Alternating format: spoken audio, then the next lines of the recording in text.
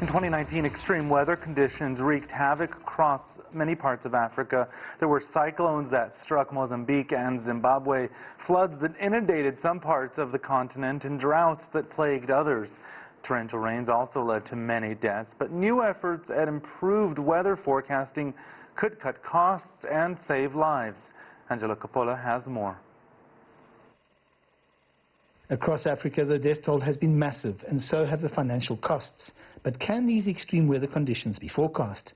And how much time in advance can be given before bad weather strikes? Especially like if you are talking about the weather forecast, which is, I think, the day-to-day fluctuation of the atmosphere.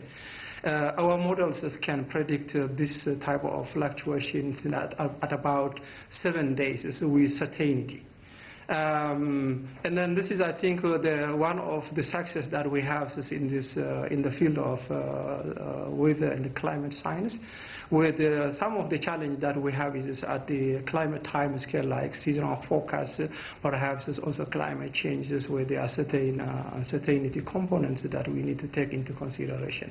The Council for Scientific and Industrial Research looks at best practice modelling globally and adapts it for local weather conditions. The organisation has adopted an Australian system. It looks at the global climate system and its impacts on regional African weather. We're just in the process of implementing a new generation seasonal forecast systems for the first time, using all the climate system components are interactively coupled, and including the global warming's impact is for the first time considered in the seasonal forecast.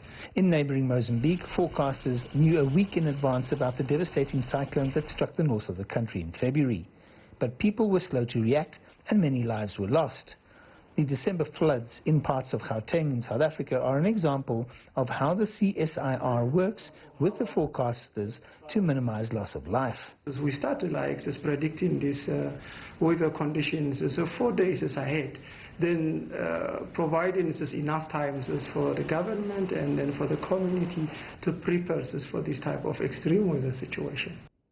Extreme weather conditions can happen in a flash, and in Africa, flash floods are one issue that people have to face. Hurricanes are starting to appear, cyclones are starting to happen, and people aren't prepared and the infrastructure isn't prepared.